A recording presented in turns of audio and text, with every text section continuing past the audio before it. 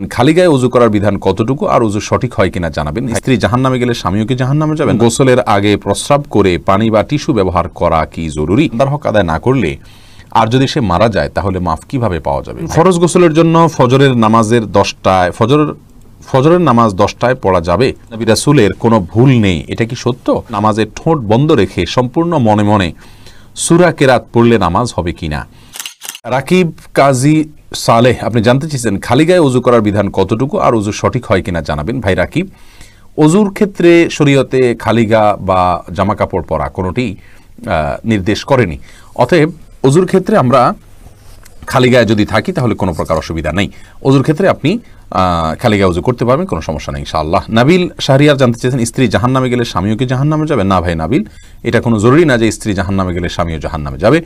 লূত আলাইহিস সালামের স্ত্রী জাহান্নামে যাবে, কিন্তু তাই বলে লূত আসলাম তো জাহান্নামে যাবেন না। অতএব স্বামী স্ত্রী একে অন্যের জাহান্নামে যাওয়ার উপরে অন্য জাহান্নাম নির্ভর নয়, বরং প্রত্যেকের আমল নির্ভর করবে, আমলের উপর নির্ভর করবে তার জান্নাত জাহান্নাম। আল্লাহ সুবহানাহু ওয়া তাআলা বলেছেন লাইসা লিল ইনসানি ইল্লা মা সাআ, মানুষ নিজে যা করে সেটাই সে পাবে, অন্য কি করলো না করলো তাতে তার কিছু আসবেও না যাবেও না। আল্লাহ অন্য আয়াতে বলেছেন লা তাজিরু ওয়াজরাতুন ভিজরা উখরা, একজনের বোঝা পাপের বোঝা অন্যজন বহন করবেন। অর্থাৎ স্ত্রী অন্যায় করলে তিনি জাহান্নামে যাবেন, স্বামী জাহান্নামে যাবেন না।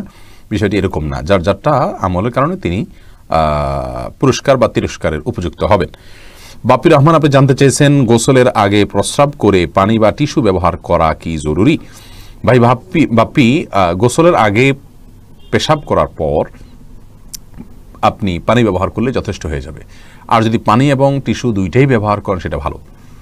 আল্লাহ সুবহানাহু ওয়া তাআলা কোরআনে কারিমে আহলে কুবার প্রশংসায় আয়াত নাজিল করেছেন ফিহি রিজালুন ইউহিব্বুনা আন ইয়াতাতাহারু, সেখানে কিছু লোক আছে যারা খুব ভালো করে পবিত্রতা অর্জন করতে পছন্দ করেন।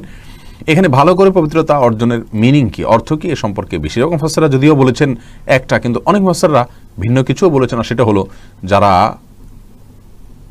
তাদের ওয়াশরুম ব্যবহার করার পর পানি এবং কুলুহ দুইটাই ব্যবহার করেন তাদের সম্পর্কে বলা হয়েছে। যাই হোক, এর বাইরে একটা হাদিস দ্বারা সুস্পষ্টভাবে প্রমাণও হয় যে দুইটাই ব্যবহার করা যাবে, বিশেষ করে পেশাবের ক্ষেত্রেও। অতএব দুইটা যদি ব্যবহার করেন সেটা আরও ভালো, অসুবিধা নেই, সুন্নাহ দ্বারা প্রমাণিত, এটাকে বিদআত বলার কোনো কারণ নেই। এমনি রায়হান আপনি জানতে চেয়েছেন নবী রাসূলের কোনো ভুল নেই, এটা কি সত্য? ভাই রায়হান, আম্বিয়া এবং রসুল আলাইহিমুস সালাতু ওয়াস সালাম তাদের কোনো ভুল হলে আল্লাহ সুবহানাহু ওয়া তাআলা সঙ্গে সঙ্গে সংশোধনী দিয়ে পাঠান ফেরেশতাদেরকে, জন্য তারা কোনো ভুলের উপরে প্রতিষ্ঠিত থাকতে পারে না। সে অর্থে তাদের ভুল নেই।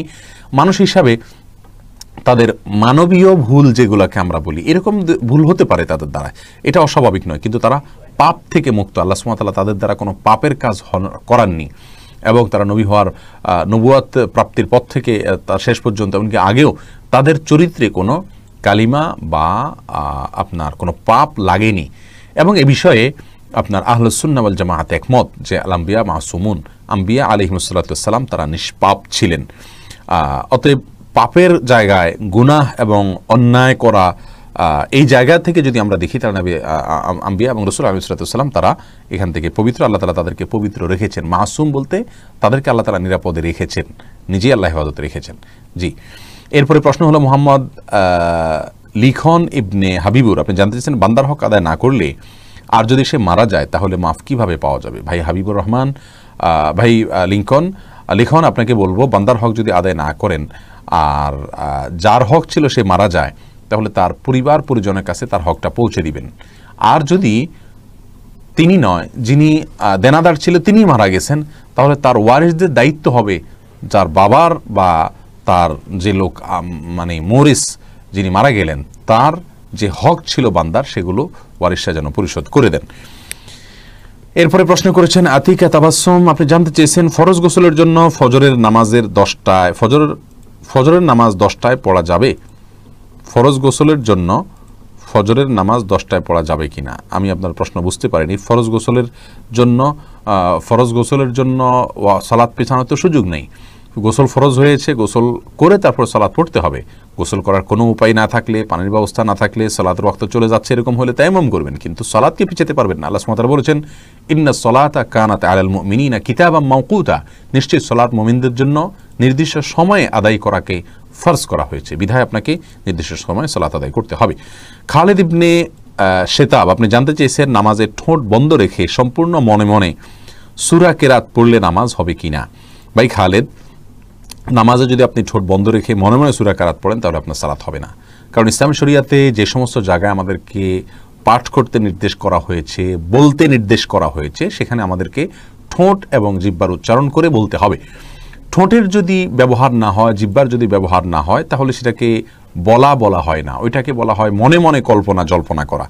আপনাকে বলতে বলা হয়েছে, সূরা পড়তে বলা হয়েছে, আর এই পড়াটা হবে মুখ এবং ঠোঁট নড়লে। যদি না পড়েন তাহলে না নড়ে তাহলে সেক্ষেত্রে পড়াটা হয়নি। বিধায় মনে মনে যদি আপনি কেরাত পড়েন, সূরা পড়েন, তাহলে সেক্ষেত্রে এটা জায়েজ হবে না।